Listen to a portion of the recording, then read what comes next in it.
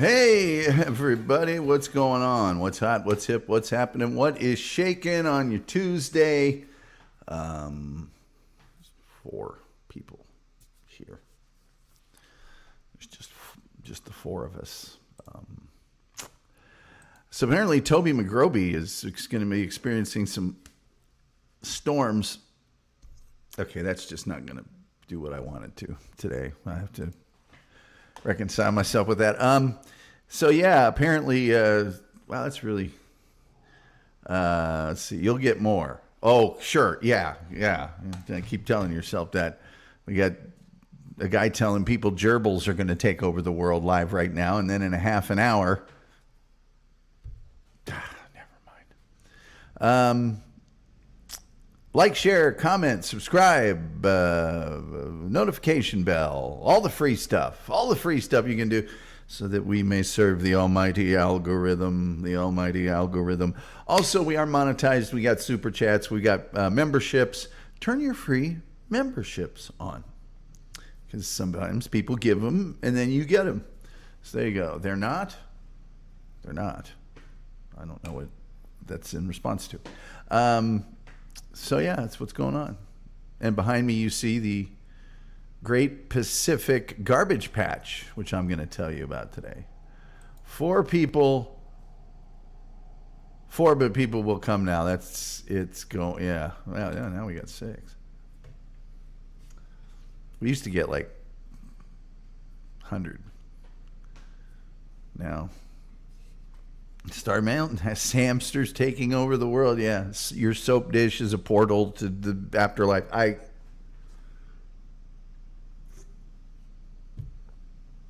I'm not saying weird stuff doesn't go on. I know it does. However, not everything is a thing. That just didn't work out for me today. I was going to sculpt that and do it all up for the show, and I said, no, it looks good. Now it looks like hell. The lovely and talented Karen Garvey is with us. Hello, Karen. I was referencing that. Oh, yeah, they're not? Yeah, well, they might be. I don't keep track. Have the sales of Habit Trails gone up or down significantly? Hey, Karen Garvey. People saying hi. This is, of course, the most cheerful chat room on the internet, even though we have already lost 2 people and we are now back to 4. Yeah, that's how we roll around here, I guess. Anyway, I got to vamp for 5 minutes. What was the thing? Oh, I know what I was going to talk about. Many of you know that we're also sort of simulcast on Sonic Asylum Radio on Facebook. And one of our very, very, very good friends there is Metal Maiden Vicky, and she's been in here, and she's offered up her picture of her mom hula hooping. I, of course, highly recommend her show Saturdays, and on her show she has a number of little features that are fun. One's the alphabet attack, and she'll say the letters are M and R. And so you have to find a band that starts with M and a song that starts with R. And just fun stuff like that. One of the features was dedicated to her sister, whose screen name was Lori Dancer. And it's called Lori's Just Dance a Few. And that's like a section that's just for like fun stuff to dance to. And this is a metal show, by the way, but it's a great, great radio show if you like music.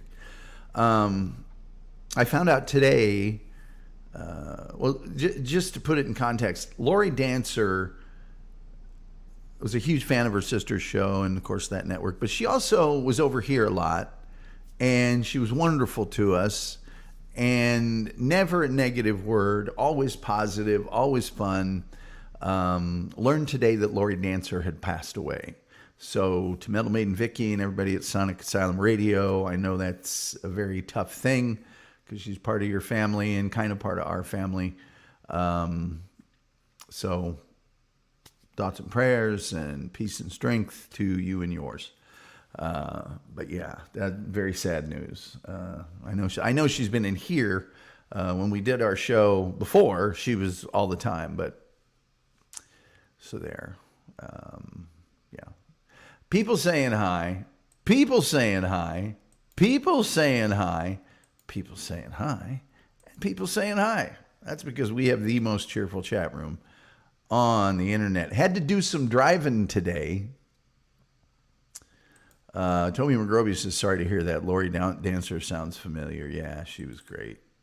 She was great. In fact, just recently here on the show, she wasn't commenting that much in our chat. It was in the comment section on the page, not the live chat. But anyway, I was out driving today. Well, there's Eric Harrison. We haven't seen him in a while. Hey, Eric, turn your gifted memberships on. Maybe somebody will give you one. Eric Harrison's from back in the day. Eric Harrison, I don't know if you'll recall Lori Dancer from Sonic Asylum Radio. We were just talking about she passed away. Metal Maiden Vicky's sister. So anyway, I was out driving today. And I have figured out a way, just from driving, to completely solve most of society's problems and ills. Not all of them, mind you, but I mean a big chunk. A big chunk. And that is, anyone on their cell phone while they're driving gets the death penalty. Trust me. It will, seriously, if you're willing to crash yourself and other people to talk on the phone, I'm betting there's a million other things in life that you do that annoy people or that take up resources far beyond the justification necessary. But just I'm not saying everybody needs to adopt it today, but mull it over. Just please mull it over. Chef is in the house, Mr. Randy Ramos. Good to see him. Eric says that, oh, that's sad. Diane O'Brien probably remembers Lori Dancer coming into the room once in a while. And didn't really find out what happened. I don't know that it really matters, but it's very sad. Very sad. There's all these people online that are just out to be conveyors of misery. And then somebody like Lori Dancer that's just happy. Star Mountain says, every single time I'm at a light and it turns green and you get a green arrow, someone in front is on their blanking phone and won't move. I have to honk several times a day. Yeah, or they wander into your lane, or they're on their phone and you're on a road where the speed limit is 40 miles an hour. There's not a car a mile in front of you, and there's not a car a mile in back of you. But someone turns onto your 3-lane road that you're driving on, and they accelerate up to where you're at, and they run right next to you, door handle to door handle. And you're like, there aren't any cars in the next 3 miles, and you sped up so that you can be 6 inches away from me? Are you just not there? Luckily, I drive a Jaguar. About 3 seconds, I'm a mile ahead of him. Let me see here. Star Mountain says that too. Exactly, the roads are a sea of narcissism these days, yeah. Today is Summer Rose's birthday. She's 19, and she says she follows you. Well, thank you, Randy, and thanks, Summer Rose, too. I finally remember her stealing of the basketball. Entitlement, yes, Star Mountain, entitlement. Yes, this happens to me on rural roads. I was with a lady friend, and we were driving back from about an hour north of Dallas. We're on this big Highway 75, coming south. And it's late at night, late. There's no cars on the road at all, none. And it's one of those highways that goes through a lot of country, so there's little country roads that people can just turn onto the highway. And I see these lights approach, and I'm like, we're the only car on the road. I swear to God this guy will pull out in front of me. And they're like, oh, no, he wouldn't. And he starts doing it. And they started laughing. I'm like, see? He couldn't wait 4 seconds for me to speed by him. Toby McGrovey says, grown-up version of swinging in the same lane on a swing set. Yeah, but the people you can tell, and you didn't used to see this as much, are the people that slowly start veering out of their lane. You know why? This is why. This is why. Or what about the people that talk into their phone like this? Like it's a, tapas restaurant and they're looking at appetizers. I don't know. I don't know, guys. Mull it over, though. Mull it over. I think you're going to see a lot less, bad stuff in our society. If you could start there, death penalty being on the phone. Because these people they don't have the humility to not be on the phone. They've got to be going, well, tell her if it's not done by Wednesday that, God, you're not that important. None of us are. Hell, start with me. I'm the least important guy in the world. Star Mountain says the worst offenders of every category of bad driving are people in pickup trucks. Well, I don't mind pickup trucks where people use them as pickup trucks, where you've actually got, a reason to have a pickup. It's these guys that buy these F-350s that you can't see past. And the only thing they're ever going to haul in their pickup is a piece of plywood so the bed doesn't get scratched. Yes, they get mad too, like you're the one that wronged them. When they say, yeah, exactly. They give you a dirty look. Like, how dare you interrupt my phone call? How dare you? So sure you did that. Let me see here.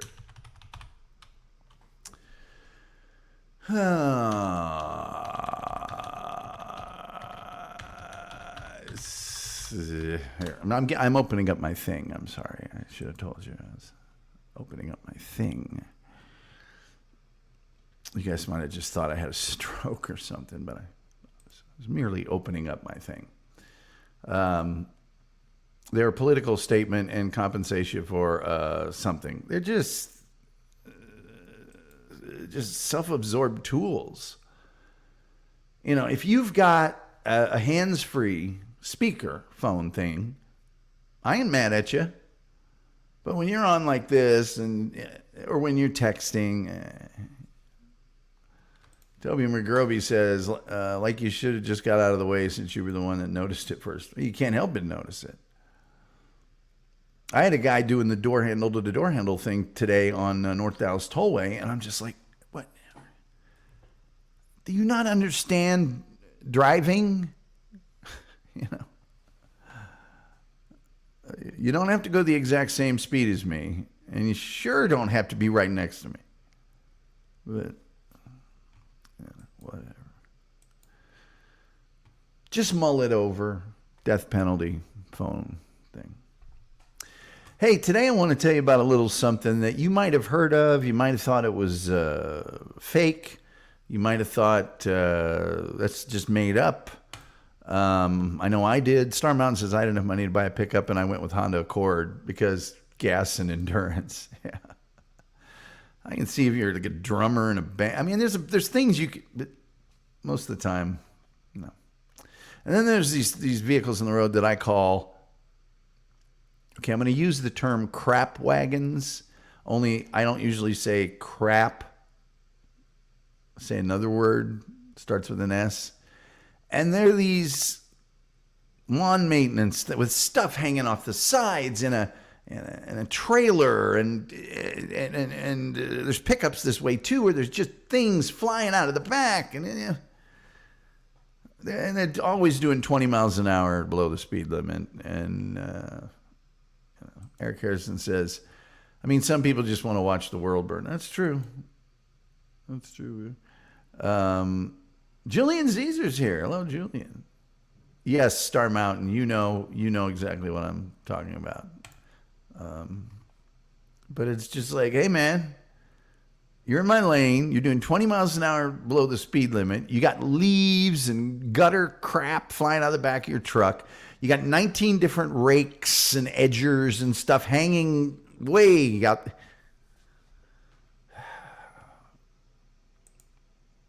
How about the people, instead of headphones, they blast music from their cell phone while walking in public? Yeah. Or have a conversation where you got to hear the whole conversation. And most of these crap wagons, not most of them, a lot of them have like they're a pickup truck or a panel truck or some kind of truck where another company's name has been spray painted over. Like they either got it at auction or that company they used to run went out of business, and then they're... Anyway. The Great Pacific Garbage Patch, ladies and gentlemen. It's behind me, and it's also right here. It's big. It is big. It's big. It is really big. Okay. It's actually what they call a gyra, which is a large system of circulating ocean currents, especially ones involved with wind. Okay, they're caused sort of by planetary velocity, the friction of the trade winds against each other. But anyway, and it's made up, this particular area of ocean, okay, is caused by the wind, is a swirling, whirling giant area where various currents and various wind systems all meet. Okay. And it's in the North Pacific Ocean. It's not like people don't know where it is. It sort of moves around, but I could give you the longitude and latitudes for it, but who knows what those are. It originates from the Pacific Rim, okay? And it includes countries in Asia, North America, and South America, sort of in the rim of the Pacific. And a lot of people in the public perceive this patch to be as giant islands of floating garbage, okay? But it's actually not that dense. In other words, it's on the surface, there might be a lot of stuff, but it's not that deep.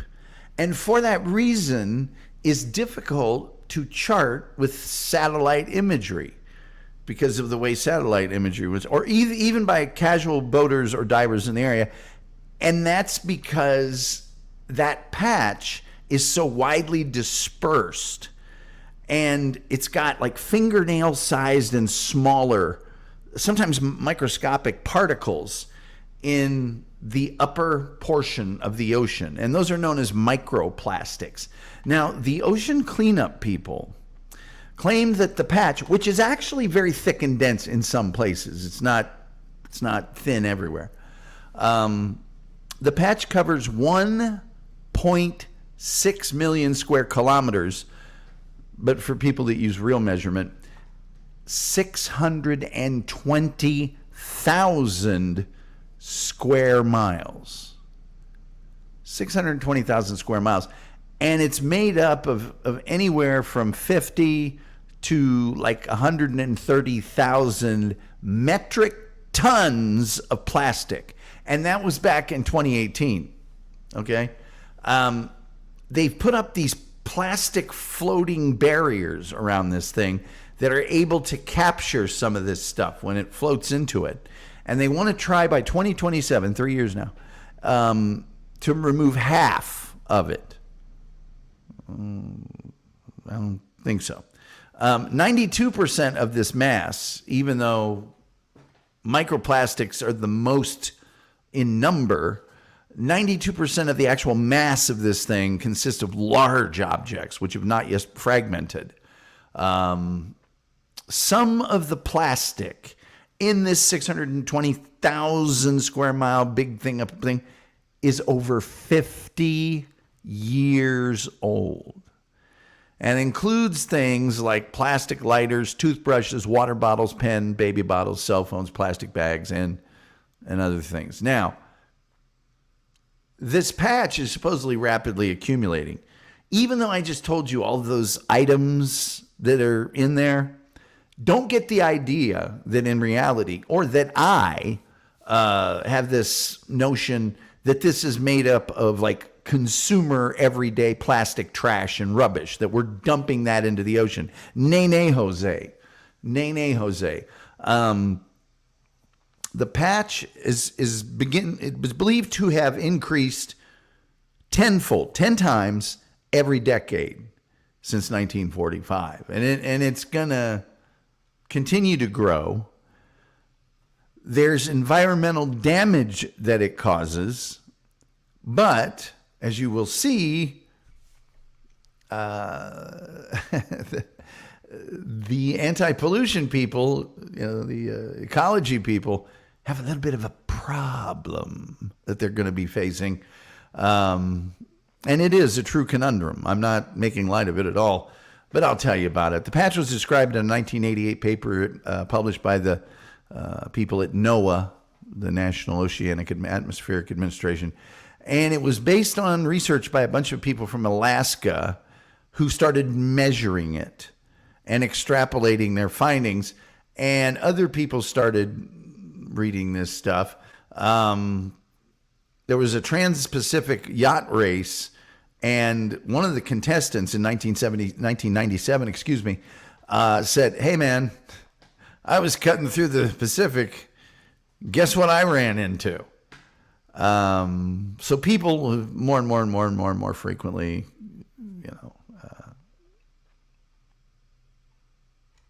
noted what's going on there. Now, the sources of this plastic, don't get the idea that this is all, empty ice cream containers and things like that. Up to 86% of the plastic pollution is from fishing and agriculture, and mostly from Japan, China, and South Korea, us, the U.S., and Taiwan.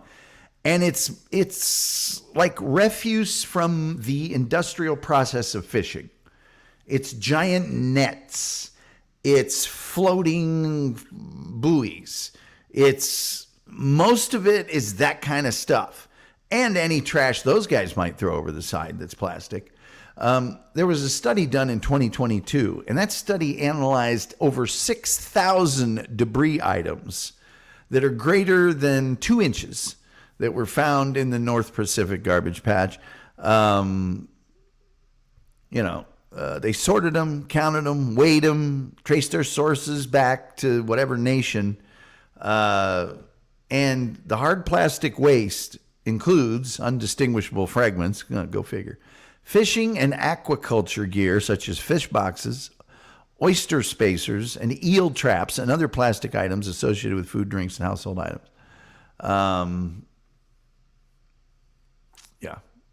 Chinese, Japanese, English, and Korean were the languages on all the trash in that order.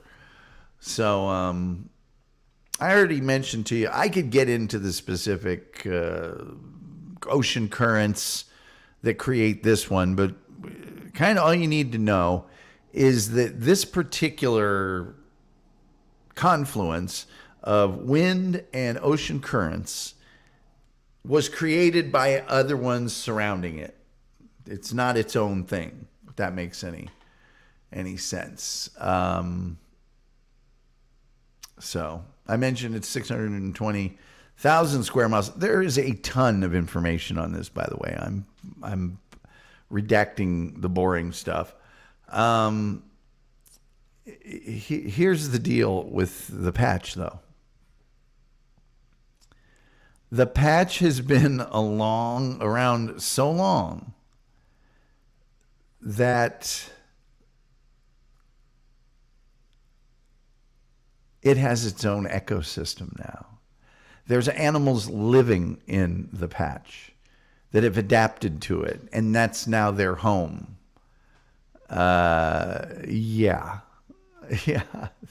So if you kill the patch, if you get rid of the patch, then there's 40 different animal species that are living in that debris. So if you get rid of that patch, you've now disrupted all 40 of those. You see what I mean? There's a number of cleanup efforts. Ocean Voyages Institute's Project Kaisel, the ocean cleanup that I mentioned earlier. A bunch of other smaller ones. But 620,000 square miles. A lot of these things are microscopic in size. And, you know, I don't know how you're getting rid of it. Anyway, it's real. It exists. It's big. It ain't going nowhere. It's hanging out between 135 degrees west to 155 degrees west and 35 degrees north to 42 degrees north. If you'd care to visit it. And that's all I have to tell you today about the Great Pacific Garden Patch. Yeah. Let's just see here. Let's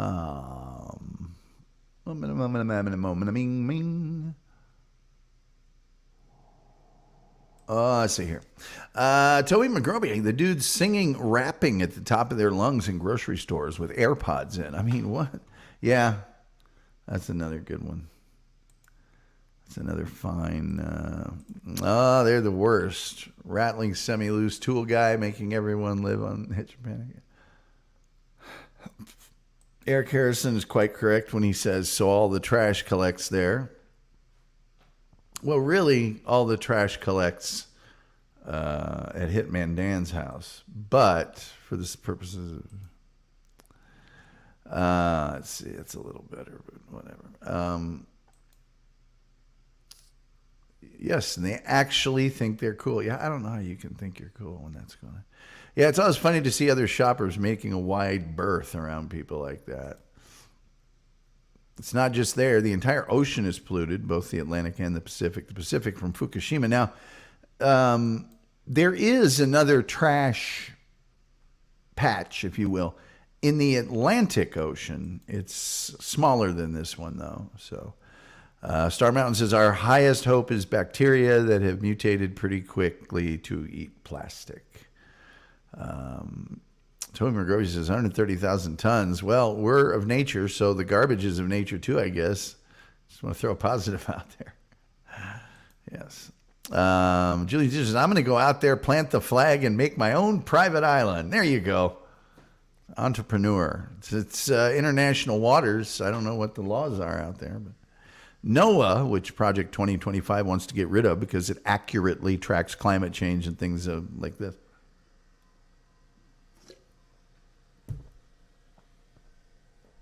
NOAA's been around a long time. NOAA is... can you hear it?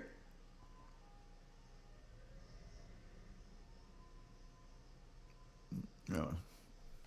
And NOAA, overall, if you look at all the stats, is highly accurate. And a lot of people, not just consumers, but governmental organizations depend on NOAA very, very much. So good luck with all that. Sorry I'm late. Don't worry, Terry Nee. You're fine. Hi, Terry. Most cheerful chat room on the internet. Like, share, subscribe, retweet. What's that other thing they do? The notification bell. All the free stuff so we may serve the almighty algorithm. And then also we do have super chats. It would be difficult to tell at the moment because nobody's availed themselves of the opportunity yet in the show. It's just anyway. But we do have super chats and memberships, and you can always turn on your gifted memberships. I know it doesn't seem like right now when nobody's donated at all that anyone will donate a free membership, but it has happened. It could happen. And so you might as well have your free memberships turned on. So you can watch me get a copyright strike on Sundays. It's recycling we send over there to be dumped off on their coast. Well, Terry, as I just covered, most of it, the vast majority of it, is discarded industrial fishing refuse. Most of it. Disposable plastic sucks. We got along without it just fine until recently. You darn tootin'. Great hiding mats for dolphins, and not the mammal, but the fish. Oscar the Grouch takes seaside vacations there every year. That's funny. The Great Pacific Garbage Patch has been around since the 60s. I've got information that says they knew about it in 1945. But it didn't gain public attention until 1997 when yachtsman Charles Moore discovered it. Yeah, like I said, he was in the Great Transatlantic Yacht Race and went run across something here. Seriously, it's its own ecosystem. Twilight Zone fact right there. It is its own ecosystem at this point. They have ships going out there dragging plastic out, the method of which was created by a teenager. Hey now. What about when people are at a table and order the food and are talking on their cell phone? Well, I don't know about you. When I'm out with people, my cell phone isn't necessarily off, but it's in my pocket. Well, it's emergencies. Project 2021 wants to get rid of it. Well, that's a bad idea. Star Mountain says, I'll be able to super chat again mid-September. Hey now. All right, man. I'm just glad you remember, dude. That's if you can. Obviously we like that, but we recognize this is not the best content on the internet. Okay, look, where there's a certain not that good level that this show contains that maybe some other shows don't, and therefore we can't really blame you overall, for not super chatting. It's not your fault. It's my fault.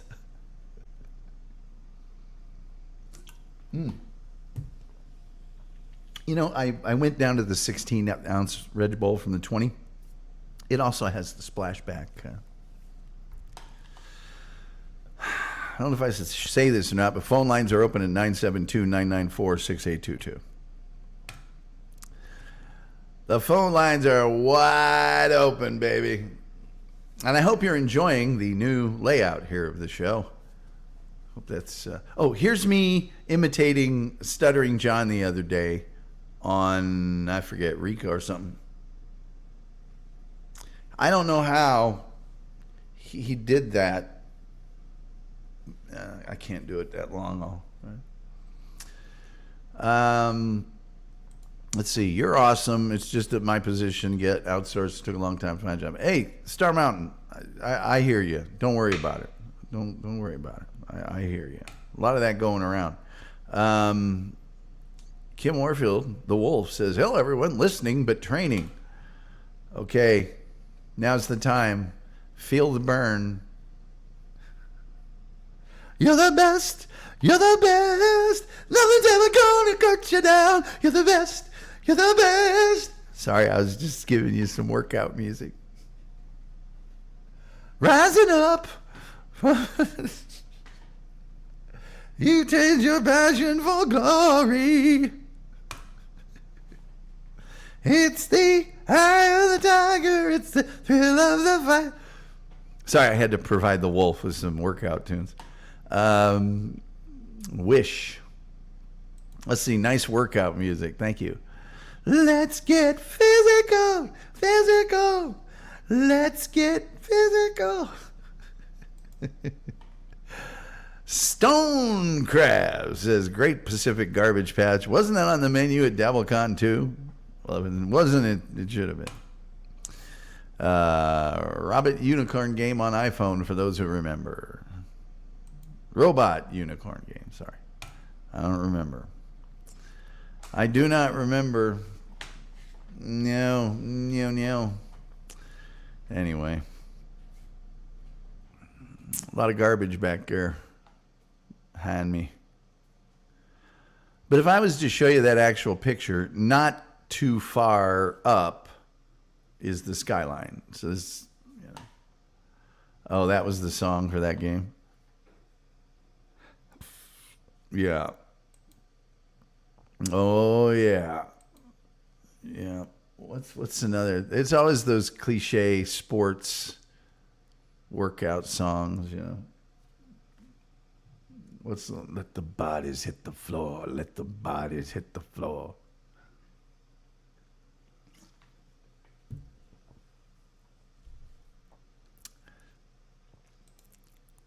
Man, I'm telling you what. Now that's twice. You take that back. You take that back. No shit. Oh, they're all kind of shitty, but they're those songs. You know what I mean? They're the ones that we've all come to know. Okay, here comes a workout montage or some sort of, you know, we're gonna come back and win the game type of songs. Those anthemic. What was the Flashdance one? What a feeling. Dream, believing. The other one is higher and higher. We're gonna get higher, higher. Hope the Wolf appreciates me busting out all these great workout songs for him. He's probably mad. Anyway, yeah, there's a lot of really terrible ones.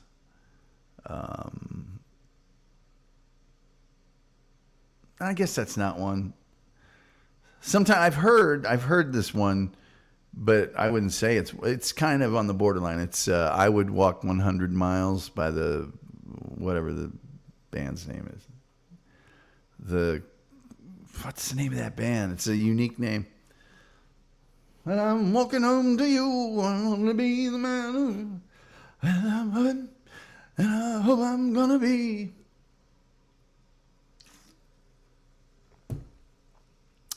And I would walk 100 miles and you'd like Leprous. There's a chance. There's a chance. My workout song, The Proclaimers, Karen Garvey, you and I are on the same wavelength all the time. Let's see here. What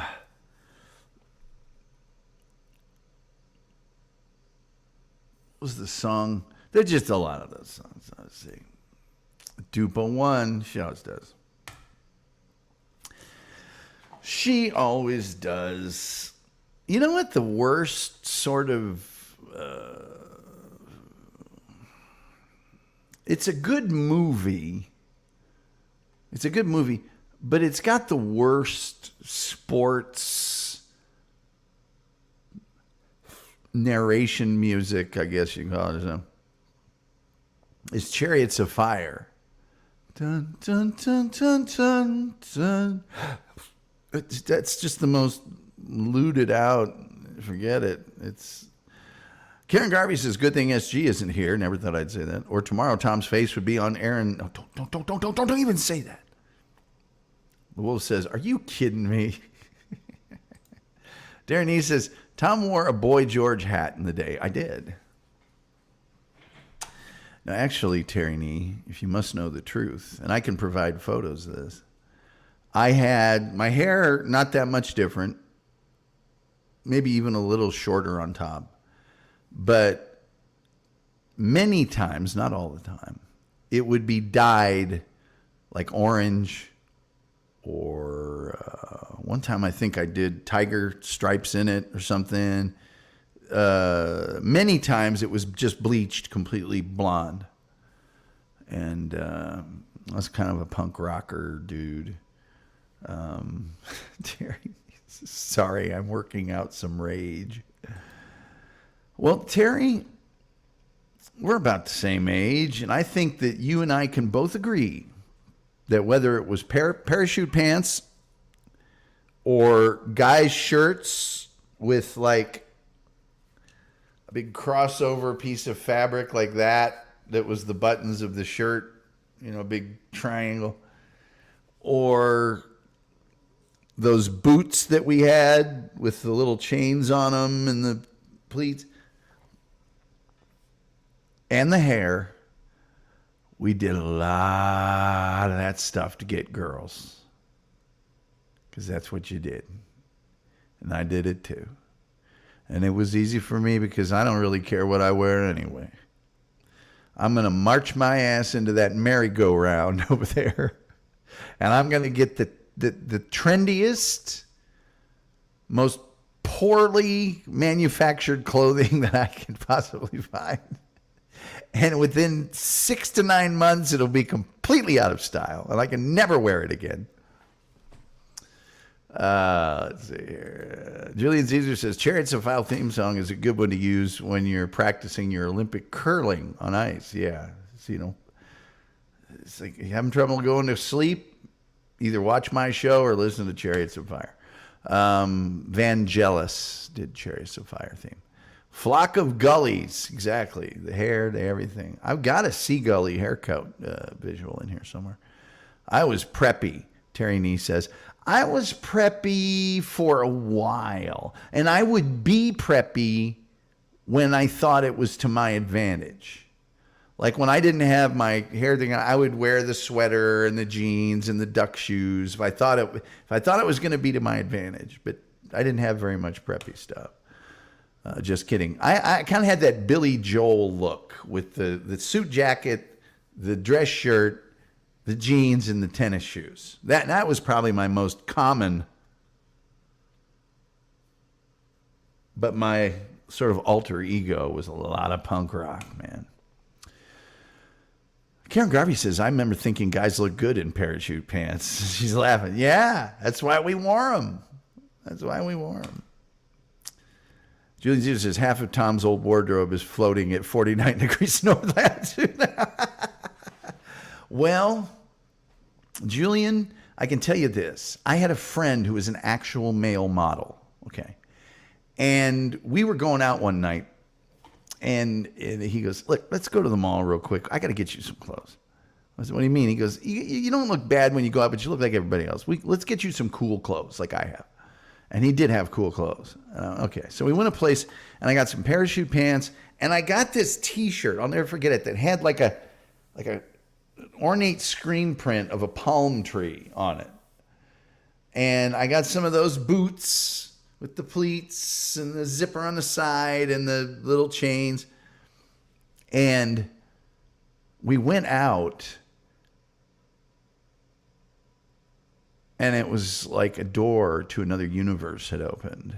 It was like, it was amazing. I got so much, just really worked out well. I went, is this all I had to do? He's asked, all I got to do, man. I said, this stuff looks stupid. He goes, what do you care? All you care is what they like. Nobody cares what you like. All right. That was funny, Julian. The Wolf says, I prefer Jeff Beck Guitar Shop for training. Really? You don't prefer working 9 to 5, what it takes to make a living? You don't want that? You don't want any country workout music if you got to stand for something or you fall for anything? Or you don't want any rough boys out in the street? I need a little son. Tough boys, Megan. Yeah, everybody loves Jeff Beck. I like me some Jeff Beck with Jan Hammer Group live. I've got that here. Tierney, of course you did. Went shopping with a dude. Yeah, a dude that was like an actually paid male model. Yes. I have absolutely no problem with that. You know? Told me all the secrets. Worked out like a charm. Was the phrase more girls than toilets? I don't know, but still. Went over to King's Corner there. It's like shooting fish in a barrel.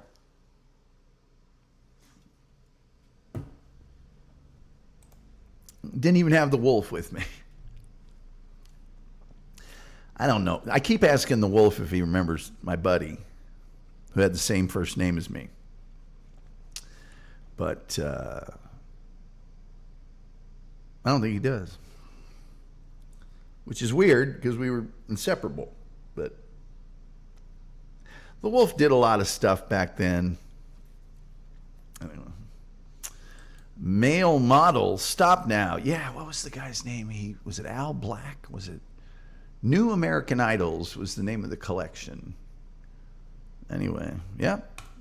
He was a male model, modeled clothes and stuff. I did the Chachi bandana thing when I was at Ball State. A bunch of us on the soccer team wore bandanas. And it was kind of just the thing we all started doing as a joke. But after I did it for a while, this is when I was playing on the field my last 2 years, it was really pretty awesome to have that bandana around my neck, soaking up all that sweat. It was actually a really good thing. Me and a guy that went to my high school that also played for Ball State went out and found Ball State bandanas. So stupid. Terrace. Karen Garvey says, Randy, I forgot about the bandana around the thigh. Well, that was a girl thing. And then some girls give me money. Some girls heart attacks. Some girls would tie 2 or 3, they would roll up the bandana lengthways, and they would tie 2 or 3 of them together really tight and make a belt out of them. The legendary Wolf says, in the 70s, silk neon green shirt with 2 men of color wearing massive afros from Flag Brothers in Detroit. I had black stretch slacks with 3-inch black suede platforms. My hat was a Dobbs. Wolf my shirts were all silk. It sounds like you either were dressing like Clyde Frazier or Frenchie Fuqua. Bonus points to anybody out there but me and Wolf who know who Frenchie Fuqua was.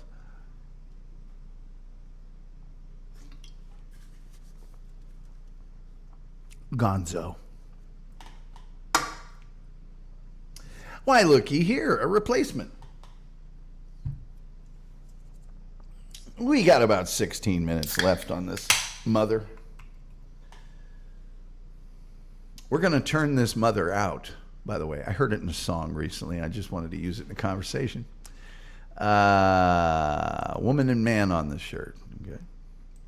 Julian Zeezer says bandanas tied around a mic stand might be okay, but it's still pushing it. It is pushing it. Terry said, stayed away from Annie Hall girls, pre-Hillary. You mean those girls that dress like Annie Hall that was like kind of androgynous and vests and all that? Yeah. It depends on the girl. You know, there were girls that wore just dumb stuff, but they were so hot, you just went, I don't really care what's fashion. She's in college. She'll figure it out later. The Wolf says, Wolf, do you have a photo of that outfit? Karen, I don't want to answer for Wolf, but I don't know that most conventional cameras could capture that outfit. He avoids pictures like the plague. He does avoid pictures like the plague. Like the plague.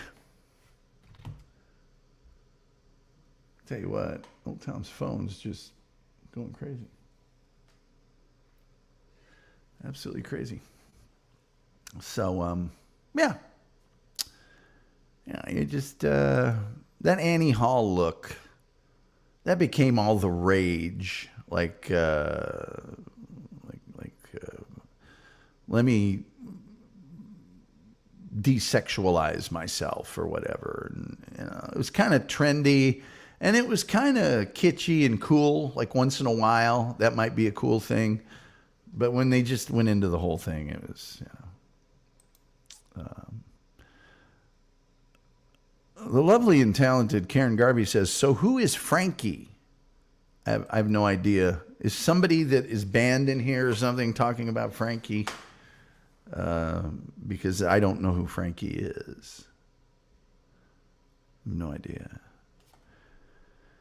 Let's see here. It became the rage when the vintage thrift shops started getting trendy, the anti-holic. Yeah, that's well, yeah.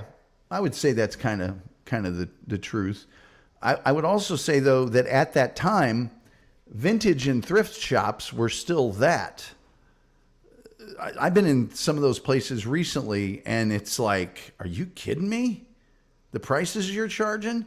The cool thing about those places is you could walk in and walk out with some really cool overcoat from the 50s for $5. Now it's $150. It's like, well, I'm not coming in here to spend $150 for old crap. Let's see here. Who is it that won the first David Letterman award? I can't remember. Well, the first winner was me.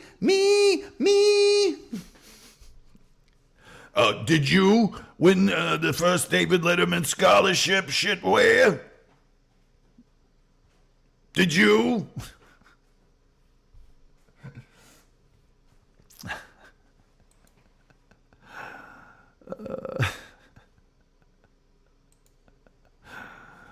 That's about the same time John was popular, I think. About that long ago.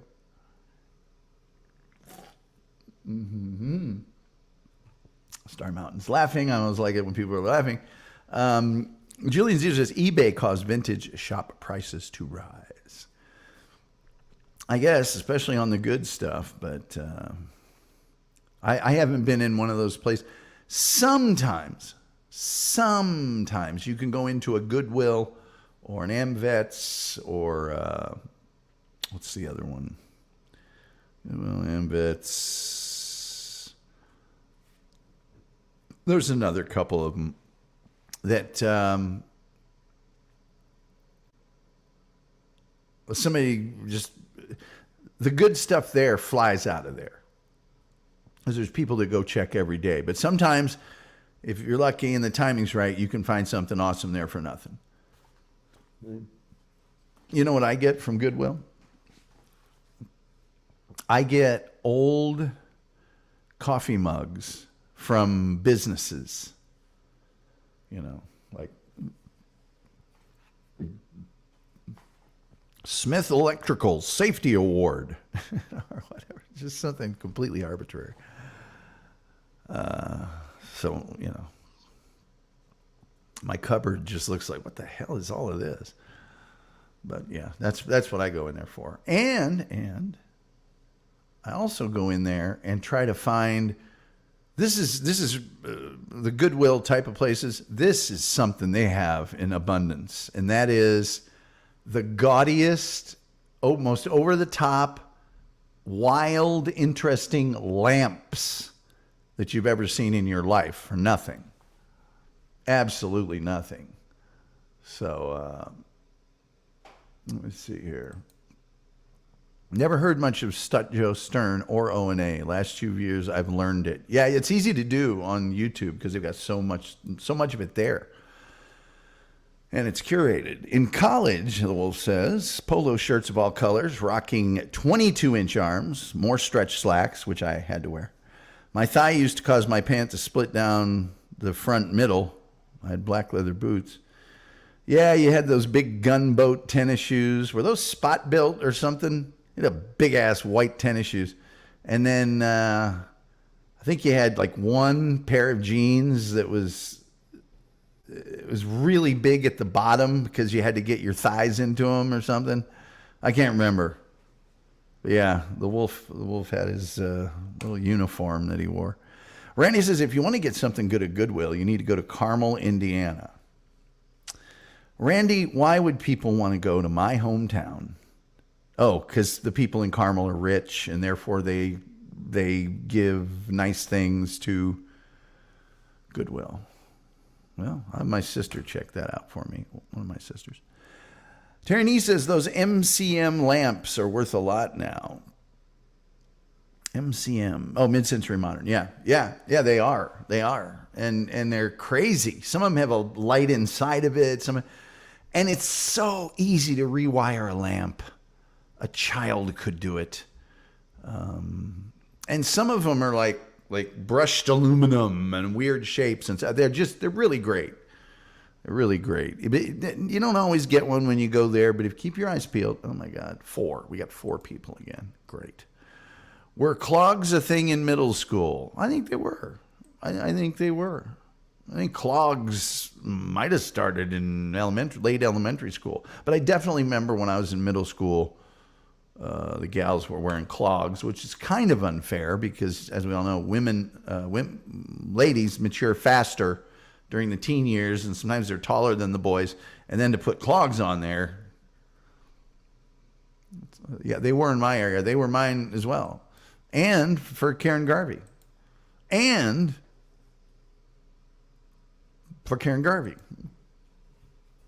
So, there. Hey, Thursday we're doing a show. Hey, tomorrow I might do a show in the middle of the day. But who knows? Because all these shows that just do, I know Bobby Frank does a show. I know Bob sometimes gets on. I know blah, blah, blah, blah, blah, blah, blah. I could do a Ask Me Anything tomorrow. That'd be thrilling for everybody, I'm sure. Ask Me Anything. And AMA. I did one of those on, who started that? Was it Reddit? The Ask Me Anything things? I can't remember, but I did one. The big comb. Oh, yeah, the hatchet comb. Polyester shirts. Yes, the whole 9 yards. The whole 9 yards. I had a polyester shirt that was that like I would wear it because they were popular, but I didn't like wearing it because it was BMX motorcycle guys all over it. And I was just like, this is so stupid. I remember I wore it was a Miller Genuine Draft t-shirt to school one day. And they made me turn it inside out for the rest of the day.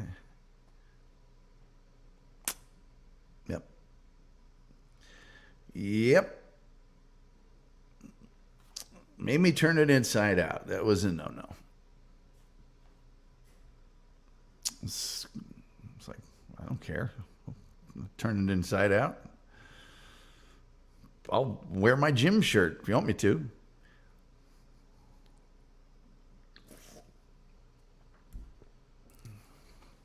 Got in a big fight when I was in school. When I was a freshman. Last year at the middle school. Todd Moretto. I played him in soccer the day before. I think I scored like 6 goals against his team. And he told me that I sucked at soccer. This was during the end of the lunch period and going to the next period. There was a lot of people in the lunch area. And I said, well, I'd rather suck and score 6 goals than be awesome like you and lose. And he hit me in the face really hard. And I was like stunned. And I was like, and he hit me in the face again really hard. And I looked down like this. My best friend at the time, Brian Fox, told me that I looked down, saw blood, looked up at him, and then I threw about 30 or 40 punches without any more punches being thrown by Mr. Moretto. So when the teacher came, looked like I was beating the tar out of him. Principal, I called home. My mom wasn't at home, so I had to call my dad. Ow. We lived on the north side of Indianapolis. He worked on the south side of Indianapolis. I had to come all the way up there. They were going to suspend both of us. My dad just wasn't having it. He was like, look at my kid's face. And he's not Muhammad Ali, but you don't get hit like that if you're defending yourself. Because anyway, my dad's the big hero of this story because he was like, how long have you been principal here? 7 years. Mm-hmm. Guess our family's been here for about 75. Went to school with most of the school board. Did you? He starts saying things like that. Yeah. Is this the first time my son's been in here? Well, yes. How many times has this kid been in here? No offense. Because he was in there a lot. Yeah, my kid's coming to school tomorrow. You send him home, I'll send a lawyer over same day. So I didn't get in any trouble. My dad drove me home, stopped by the hardware store. Said, I'm going to go in here and get some, what was he getting? Shingles. Got to get a box of shingles. There's 1 or 2 loose. Left me in the car. Both of my hands hurt real bad because I hit that kid so many times. I dislocated my pinkies. I hit him so many times. Dad gets in the car. I'm terrified because my dad was real strict. Am I in trouble? Are you in trouble? No. Anybody hits you like that, you defend yourself. Now, if you hadn't done anything, then you'd be in trouble. I know it was a different time. It was a different time. Terry Nee says we could smoke in the bathroom, just couldn't be caught red-handed. Well, we had those smoking lounges at my high school. There were like 3 of them on different parts of the school. I went to a big school, and you'd have to walk through them, going from class to class. Just all these kids with long hair and smoke, and it was like putting on 5 of the patch, walking through them. Randy said I had a fight on the 50-yard line of the football field with a guy. Damn, Randy, what high school did you go to? Randy says, Randy, I was in a fight almost every game. Well, I think Randy's talking about as a civilian. The Wolf got in fights as a player. Terry Nee says, a business teacher stuffed me and another guy in a classroom locker for fighting in the hallway. Imagine that now. Yeah, well, that'd be a way to get close. Tom, that's awesome. Your father stuck up for you. Well, he's kind of sticking up for himself because he was really our family was been in that community for a long time. He's got 6 kids. He doesn't want us getting a bad name. I'm the oldest. And I've got a sterling record. Sterling. He was just wanted what was fair. He wanted what was fair. I can guarantee you, if I'd have been majorly at fault, he wouldn't have stuck up for me. He'd have said, hey, you screwed up. Time to go take your medicine. Terry, the things teachers would do to students. Yeah, you got that right. The Wolf says, those were days when men were men, and the women were damn glad of it. In the words of Burt Lancaster. Terry Nee says, I carried a rifle through the neighborhood into the middle school, kept it in a locker for the rifle team. Yeah, we had the rifle teams in our ROTC. Hell, I went to a Boy Scout camp when I was in 7th grade where they taught marksmanship with rifles. So, you got 150 7th grade boys on a rifle range. The rifles were 22s. They were scout trainers. They would only hold 1 round at a time, but they were the 22 round has killed more people than any other round. So, Karen Garvey says, Terry, it's a shame you weren't stuck into your locker. Hey, kids, I know, Terry Nee saw Aerosmith in 6th grade. Weren't you the cool kid? I was just practicing recreating their logo on my notebook with a big pen. Hey, Don and Frog are on, and I appreciate you guys sticking through the last half hour here because I know they started a half an hour ago. Shuley Network, they probably started 20 minutes ago. But thank you for being here. Maybe I'll do a show tomorrow. Maybe I won't, but I will definitely be doing one Thursday. trying to gear things up here, make the shows better. Your suggestions, recommendations, and requests are always welcome. And with that being said, Randy says, I went to Girl Scout camp. My babysitter was a leader. My sister was the neighbor. Yeah, Girl Scout camp. So, anyway, I guess the only thing left to say is, everybody say, happy birthday, Summer Grace. Happy birthday, Summer Rose. Sorry, not Summer Grace, Summer Rose. Happy birthday, Summer Rose. Until next time, we'll see you next time.